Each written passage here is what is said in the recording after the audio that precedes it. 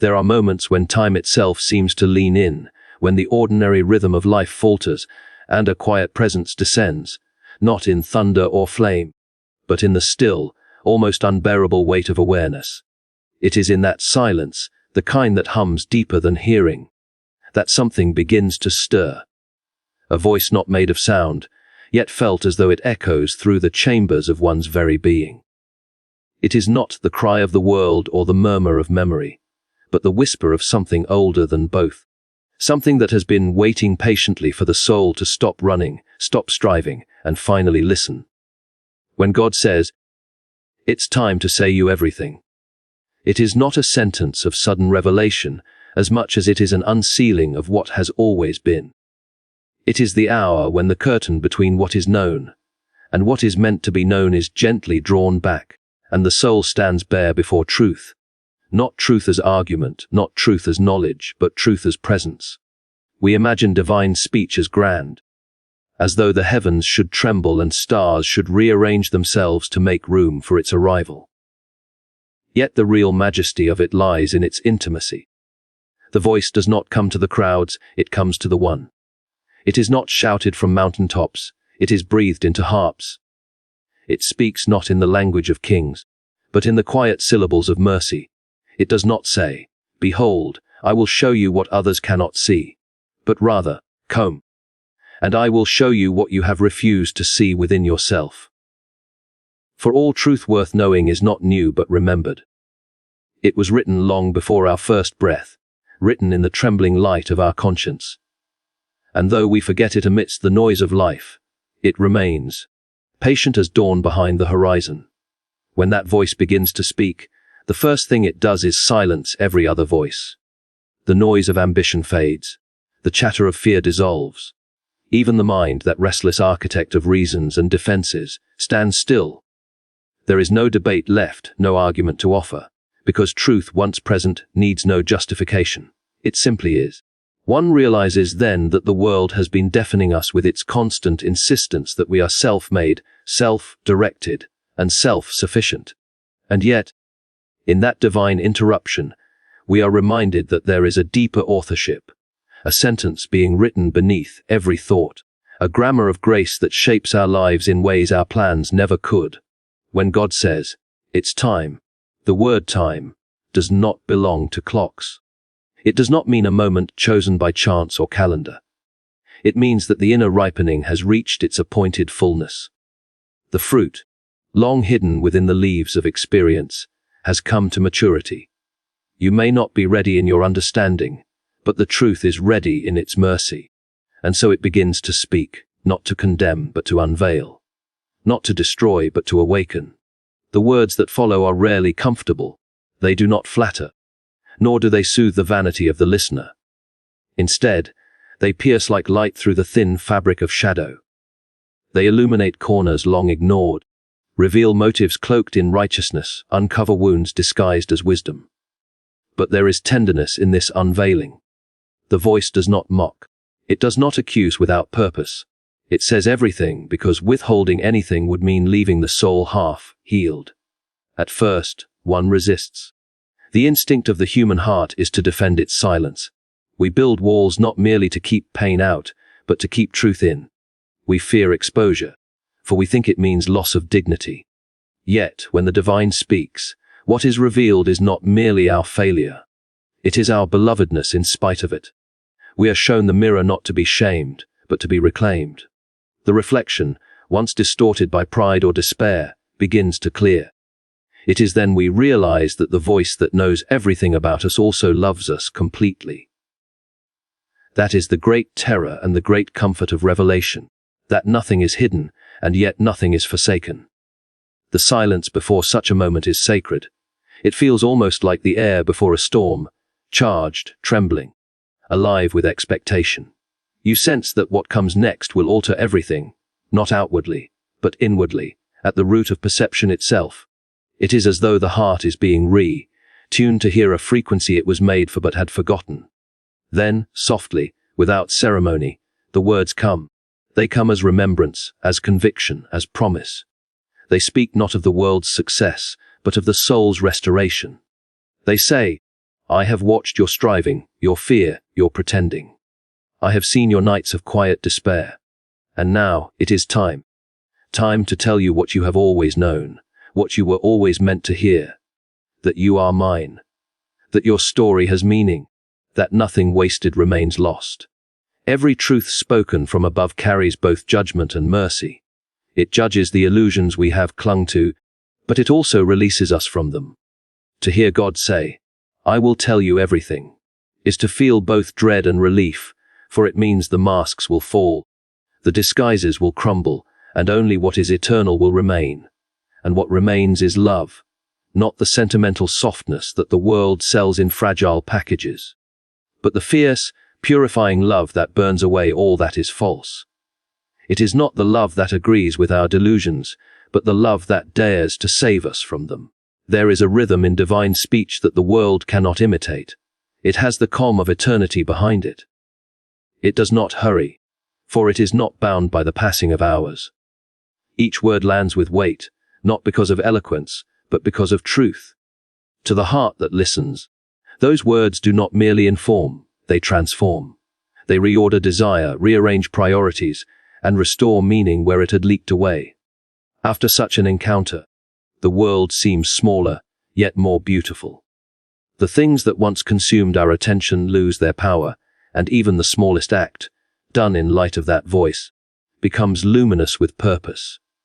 There is something within every person that longs for such a moment, though few admit it. We crave to be known completely and yet not rejected. We crave the assurance that our confusion is not final, that there is a voice that can interpret the chaos of our days. When that voice finally speaks, it does not bring a new set of doctrines to memorize but a living reality to inhabit. It tells us that truth is not a list but a presence, not a concept but a communion. It speaks not only to our intellect but to the very marrow of our being, reminding us that we were not created merely to exist, but to belong. There comes a trembling recognition then, that all our prayers, all our searching, all our questions were not in vain. They were the echo before the word, the longing before the answer. The silence we mistook for absence was in fact preparation. For divine speech requires divine timing. It does not break in where hearts are closed, it waits until the soil has been broken by longing, softened by sorrow, watered by surrender. Only then does it plant its truth. And that truth, once planted, grows roots deep enough to withstand the tempests of life. To hear, "It's time to say you everything," is to be invited into a holy dialogue. It is not the end of seeking but the beginning of seeing. It is as though one stands on the edge of dawn, watching light stretch across the landscape of the soul, revealing that what was once chaos was always held in perfect order, just unseen. You realize then that every silence was not neglect, but waiting love. Every unanswered question was not dismissal, but divine patience. Every detour and heartbreak was not wasted, but woven into the revelation now unfolding. And so the voice continues, speaking not only to correct, but to comfort. It tells of the things we buried beneath shame, the promises we abandoned in fear, the beauty we ceased to believe in. It says, "I saw it all, I kept it all, and now I return it to you, made whole." There is a holiness in being told everything, not because we gain information, but because we regain innocence. Knowledge without love divides, revelation through love restores. What God says is never meant merely to inform the mind, but to reawaken the heart. The moment one truly listens, everything changes, not in spectacle, but in substance. The world continues its noise, yet within you there is a stillness that cannot be shaken. You walk through familiar places, but you see them anew, for you are no longer the same. You have heard the truth that was meant for you, the truth that could not have come one moment earlier or later. You realize then that divine speech is not rare. What is rare is the courage to listen. For the voice has always been speaking, through beauty, through pain, through the strange coincidences that shape our days. Only when we grow still enough, honest enough, desperate enough, does it finally break through the walls we built against our own redemption. It is not the voice that changes, but the heart that hears it. And when it does, The long silence of the soul ends, and in its place comes a peace that no argument can disturb, no doubt can undo. For when God says, "It's time," there is no more need to search for meaning has found you. The words spoken may be simple, but they carry the weight of eternity, and though the world continues spinning, within that moment, time itself bows, for revelation has entered its appointed hour. There are things hidden deep within us, truths we do not dare to name. They live beneath our laughter, beneath our discipline, beneath even our prayers. They are the unspoken motives, the quiet fears, the small betrayals that we file away in the dark corners of conscience, hoping they will dissolve with time. Yet time does not erase truth, it only presses it deeper until the soul itself begins to ache beneath the weight. When God says, "It's time to say you everything," that ache becomes unbearable, for what has been buried must rise. It is not punishment, it is mercy. For the truth, however painful, is the only cure for the hidden sickness of self-deception. The divine voice comes not as an accuser, but as a healer. It does not expose to humiliate but to free. When light enters darkness, the first reaction is pain. The eyes, long accustomed to shadow, resist the brilliance. So too does the heart resist truth. We cling to our illusions because they make our failures seem smaller, our wounds seem noble, our compromises seem wise. But truth has no interest in comfort, it has interest only in restoration. It comes like a surgeon's hand, steady and exact, cutting away what is diseased, though the flesh trembles beneath the blade. To be told everything is to be known completely, and to be known completely is to be loved beyond condition. Only the one who knows all can love fully, for love without knowledge is sentiment, but love that sees and still embraces is redemption itself. There is a strange mercy in revelation. It begins with trembling, with tears, with the collapse of defenses. But beneath that breaking is a deeper peace. As though the soul had been carrying a weight it did not understand until it was lifted. The voice that speaks truth does not shout, it whispers, "You no longer have to hide." And in that moment, hiding becomes impossible, not because we are forced, but because we no longer wish to. There is relief in exposure when the one who sees us is gentle. There is joy in confession when the listener is love itself.